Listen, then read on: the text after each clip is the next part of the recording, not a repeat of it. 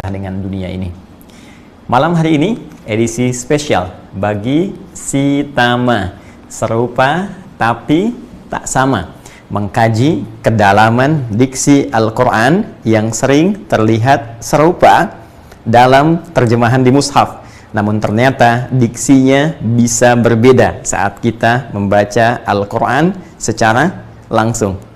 Baik, kali ini agak spesial karena kita tampilkan langsung live dan juga kajiannya tidak biasa.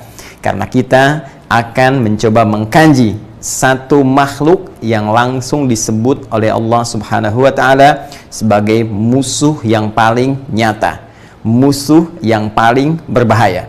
Di akhir ayat 168 di surah Al-Baqarah, Allah berfirman, "Innahu lakum aduwwum mubin." Sungguh setan ini, sungguh iblis ini adalah musuh yang sangat nyata bagi kalian. Karena itu, seyogianya kita menjadikan sesuatu sebagai musuh. Bukankah musuh mesti diperangi? Lalu bagaimana kita bisa memerangi musuh kalau kita tidak kenal siapa musuh kita? Ini yang menyebabkan banyak orang sering terjerumus pada godaan setan, pada perangkap iblis karena tidak mengetahui perangkapnya, karena tidak mengetahui detil musuhnya. Mustahil peperangan bisa dimenangkan kalau kita tidak mengetahui kekuatan musuh, kita tidak mengenal karakter musuh. Nah, persoalannya dalam Al-Quran, musuh satu yang paling nyata ini diungkapkan dengan dua nama sekaligus. Kadang dia disebut iblis, kadang dia disebut setan. Ya, serupa tapi tak sama. Siapa itu iblis? Siapa itu syaitan? Apakah keduanya makhluk yang sama atau makhluk yang berbeda? Namun tetap kesimpulannya keduanya musuh kita yang paling nyata. Maka mari tarik nafas sejenak, tenangkan diri kita, fokus, karena ini akan menentukan perjalanan kehidupan kita untuk mengenal siapa makhluk yang menjadi musuh kita yang paling utama, sehingga menghambat perjuangan kita dalam meniti kebahagiaan menuju Allah Subhanahu wa Ta'ala. Baik, kita mulai analisisnya dan kembali kepada surah Al-Quran. Pertama, teman-teman sekalian, ini kita uraikan dulu ayat-ayat terkait, ya. Kita mulai kisahnya dengan penciptaan Adam alaihissalam. Quran surah ke-15 ayat ke-28. Kemudian penugasan Adam, ya, sebagai khalifah di bumi, Quran surah kedua ayat 30. Baru kemudian terkait muncul kisah makhluk yang kita bahas saat ini sebagai musuh yang paling nyata, ya, Quran surah kedua ayat 34. Lantas dia kemudian disebut juga dengan nama lain saat mulai menggoda, Quran surah kedua di ayat ke-36. Apa statement yang ia keluarkan? Quran surah ke-7 ayat ke-12. Kemudian selanjutnya, siapa makhluk ini asalnya? Quran surah ke-18 ayat ke-50. Apa peranan yang ia pernah sampaikan secara langsung kepada Allah sebagai janji yang ia pegang menjadi musuh abadi anak cucu Adam?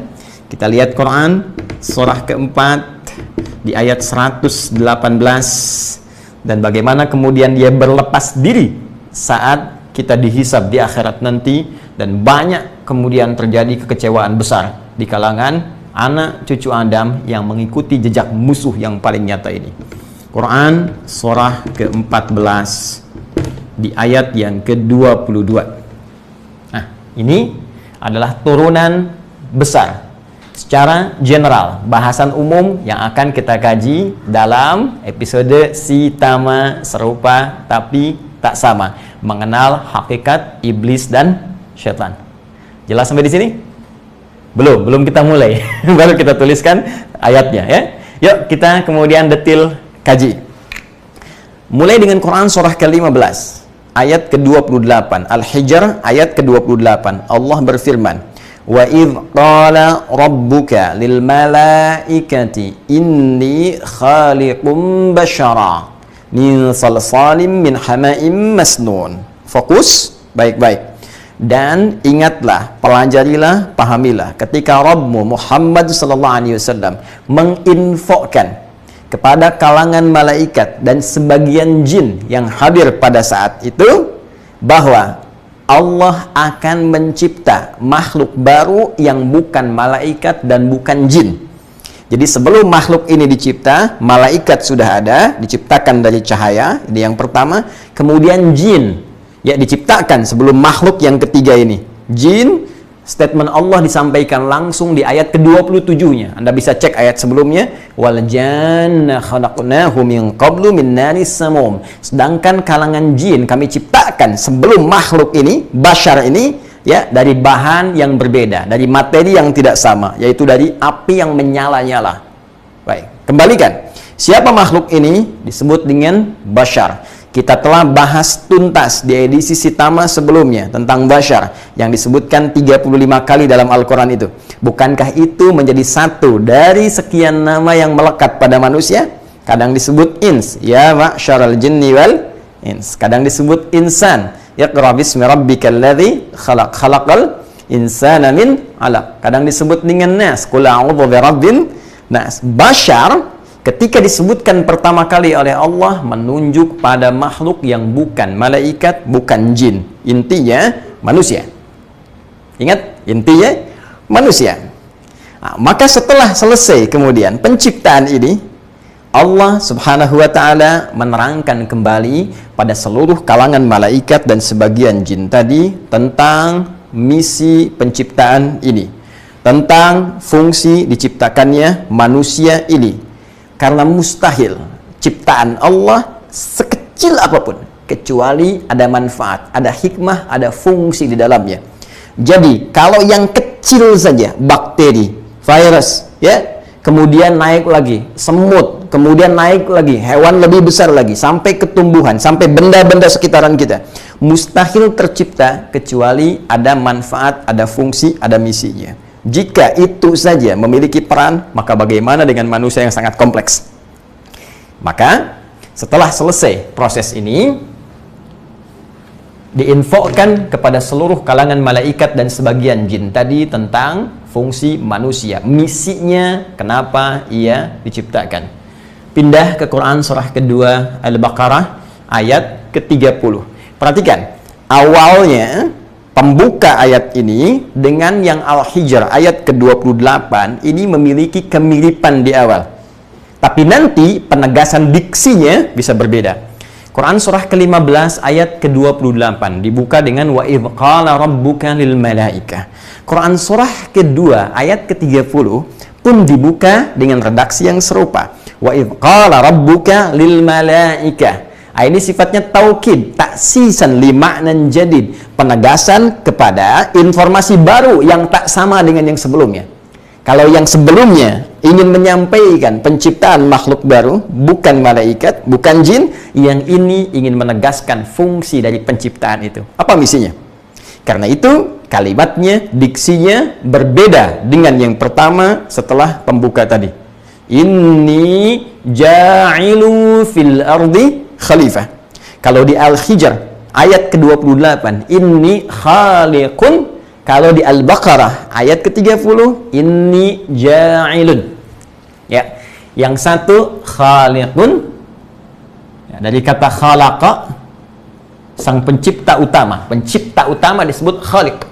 Pencipta tunggal yang tidak ada yang menciptakan, itu khaliq, ya. Karena itu Allah menyebut dirinya dengan khaliq. Ya, karena Allah pencipta utama, yang maha, yang tidak diciptakan, yang menciptakan tak diciptakan. Ya, selebihnya namanya makhluk, yang dicipta makhluk. Penciptaannya khalaqa, ya, khalaqa yakhluqu. Inni khaliq. Fokus. Tercipta makhluknya manusia, bashar, ya, disebut makhluk. Tercipta bashar, maka kembali, ya, hikmah Allah tidak mungkin menjadikan satu makhluk kecuali memiliki peran, fungsi. Maka saat akan memberikan fungsi pada satu benda ya, baik hidup ataupun mati yang telah ada, yang terbuat, tercipta, maka kalimatnya dirubah dari kata khalaqa menjadi ja'ala. Jadikan isim fa'il untuk menunjuk pada subjek, maka menjadi ja'il, ja'ilun. Ini spidol, pena. Apa fungsinya? Ya, untuk menulis. Maka saya katakan, inni ja'ilunil qalama lil kitabah. Saya jadikan spidol ini, pulpen ini, pena ini untuk menulis. Maka Allah firmankan, aku berikan misi, aku berikan peran kepada makhluk yang baru aku ciptakan ini. Bukan kalian malaikat, bukan jin. Perannya sebagai khalifah di bumi. Makhluk yang akan saling menggantikan, dari kata khalafa, yakhlifu, khalfan, ya'u khilafatan, makhluk yang saling menggantikan. Makna pertama. Karena itu ingat baik-baik. Hei, saya Adi Hidayat, Anda teman kita, saya, Anda, kita semua, sepanjang kita manusia hidup sekarang di bumi, maka di antara fitrah kehidupan kita akan saling menggantikan. Kita wafat, anak kita gantikan. Anak kita wafat, cucu kita gantikan. Saling menggantikan satu dengan yang lainnya. Karena itu Al-Quran memberikan pesan kuat kepada kita, bahwa jangan sampai ada satu keluarga meninggalkan generasi yang lemah. Siapkan, karena dia akan menggantikan kita. Dan tantangan di masa depan itu melebihi tantangan yang kita hadapi di masa kini. Itu esensi dari Quran surah keempat ayat yang ke-9. Wal yakhshal ladzina law taraku min khalfihim dzurriyyatan dhi'atsa khafu. Harus khawatir kalau kita nanti tiada meninggalkan generasi yang lemah. Maka baca kembali Quran surah ketiga Ali Imran dari ayat ke-33 sampai ayat ke-37. Ambil contoh langsung. Imran menikah dengan Hannah. Imran bukan nabi, Hannah juga demikian. Melahirkan Maryam. Maryam ketika lahir itu disiapkan supaya lebih baik dari bapak ibunya. Karena itu tidak pernah disebutkan surah Hannah dalam Al-Quran. Maryam disebutkan. Maryam punya keutamaan melebihi ibunya. Ibunya melahirkan anak, menikah dulu dengan Imran. Maryam tidak pernah disentuh oleh laki manapun. Demikian redaksi dalam Al-Quran. Bisa mengandung, melahirkan. Ingat, Maryam bukan nabi, bukan rasul, tapi disiapkan lebih unggul dibandingkan kedua orang tuanya. Baik, dari Maryam alaihissalam lahir Isa alaihissalam, Al-Masih. Isa ketika dilahirkan, cucunya Imran itu lebih baik, lebih hebat dibandingkan ibunya plus kakek neneknya. Kenapa? Karena tantangan yang dihadapi Nabi Isa alaihissalam akan melebihi tantangan yang dihadapi oleh Maryam, bahkan kakek neneknya Imran dan Hannah. Itu khalifah. Khalifah juga bermakna pembangun, pemakmur, yang harus memakmurkan bumi, membangun, menghadirkan manfaat. Karena itu sering saya katakan, kenapa salah satunya kita disebut dengan manusia, diberikan sifat umur, ya, amara ya'muru, mengandung arti sesuatu yang bermanfaat. Dewan Kemakmuran Masjid, ya, dewan kelompok yang mengatur supaya masjidnya bermanfaat. Kalau imam, cari imam yang bagus bacaannya supaya manfaat yang dibaca. Lahir kekhusyuan, bikin kegiatan yang bermanfaat. Kenapa usia kita dalam mengisinya disebut dengan umur? Seakan-akan Allah memberi pesan kepada kita, hei, kalian dari berapa tahun yang aku berikan usia itu, 40 tahun, 50 tahun, berapa manfaat yang sudah kalian hadirkan? Apakah lisan sudah berkata yang bermanfaat? Mata sudah memandang yang bermanfaat? Demikian, sepanjang hidup di bumi, kerjakan yang benar, kerjakan yang bermanfaat, bangun kesuksesan dan makmurkan setiap tempat yang kita pijak.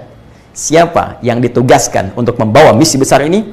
Ternyata bukan malaikat, ternyata bukan jin. Malaikat bertanya, ya Allah, kenapa bukan kami? Wa nahnu nusabbihu bihamdika wa nuqaddisu lak. Sedangkan kami terbiasa berzikir, mentasbihkan engkau, memuji engkau, mengkultuskan engkau. Qala inni a'lamu ma la ta'lamun. Malaikat, aku lebih tahu dibanding dengan kalian semua tentang hakikat misi ini yang tidak bisa dipikul oleh kebiasaan dan tugas kalian saat ini. Karena menjadi khalifah tidak cukup dengan tasbih saja, tidak cukup dengan tahmid saja, tidak cukup dengan takdis saja. Mesti ada perangkat-perangkat lain yang tidak ditemukan di malaikat, tidak pula di jin, hanya ada di manusia. Saya ingin katakan, kita mesti bersyukur kepada Allah. bangga, bersyukur kepada Allah. Karena misi besar ini diamanahkan pada kita. Ya, kalau tidak dipandang luar biasa, mustahil diberikan kepada manusia ini. Ya, namun demikian, kita mesti mengerti bagaimana supaya sukses menghadapi ini, karena tidak mudah menghadapi tantangannya. Maka Allah tunjukkan kepada malaikat, kepada jin, bahwa makhluk ini luar biasa, karena menjadi peran sebagai seorang khalifah butuh modal dasar yang paling utama, yaitu pengetahuan. Quran surah kedua ayat 31. Allah ajarkan semua dasar pengetahuan lengkap yang dibawa sebagai bekal utama saat Adam nanti menjadi khalifah di bumi. Wa 'allama Adam al-asma'a kullaha. Secara singkat, ketika Allah uji, Adam, apa ini? Itu ya Allah. Adam, apa ini? Itu ya Allah. Sebutkan ini semua. Ini. Malaikat ditanya, tak bisa jawab. Jin ditanya, diam. Kalau friend, tak mungkin. 50-50, tidak ada peluangnya. Diam semuanya. Yang jawab hanya Adam.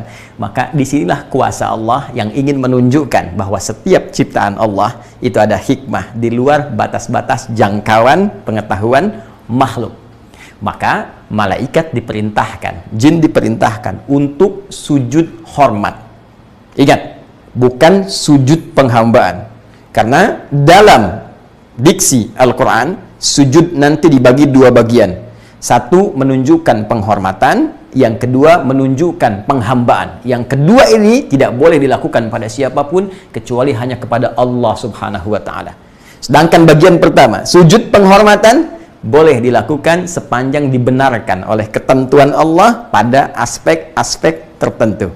Di antaranya sujud malaikat yang diperintahkan oleh Allah kepada Adam, plus juga sujudnya jin pada saat itu.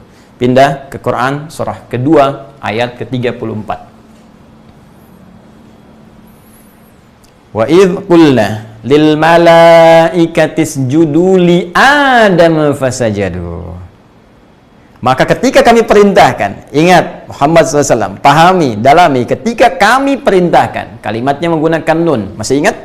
Nah, Allah tidak mengatakan wa idh qultu, tapi nah, ingat? Ingat? Nah, gambaran dari asal nahnu. Tidak pernah disebutkan nah dalam Al-Quran kecuali menunjuk dua makna utama. Masih ingat? Ta'zimun nafsi, ta'zimus sya'ni. Ta'zimun nafsi menunjukkan keagungan Allah. Ta'zimus sya'ni menunjukkan hal yang akan disampaikan begitu istimewa dan dahsyat. Saking dahsyatnya, agungnya, istimewanya, Allah sampai menghadirkan kebesaran zatnya. Kalau kita terjemahkan, dan ketika dengan segala kebesaranku akan hal dahsyat yang akan kami firmankan kepada seluruh kalangan malaikat termasuk jin yang ada di dalamnya. Ya, bentuknya sinekdok, totem, proparte. Ingat, ada sinekdok pas prototo disebutkan sebagian mewakili keseluruhan. Ada disebutkan totem proparte, keseluruhan mewakili sebagiannya. Maka disebutkan malaikat karena jumlahnya paling banyak pada saat itu, tapi mencakup jin yang hadir pada saat itu. Perhatikan, diperintahkan sujud semua, hormat kepada Adam. Karena di sini aku tunjukkan ada keutamaan yang diberikan kepada Adam yang tidak ditemukan pada malaikat dan jin. Dan ini fokus perintah Allah. Maka semua malaikat sujud. Baik. Illa iblis. Kecuali iblis. Nah, ini dia nih. Fokus ini ya. Iblis. Awas, hati-hati, fokus. Karena ini musuh kita nih. Kalau Anda sedang nggak fokus, jangan-jangan ini sedang bekerja nih iblisnya nih. Supaya kita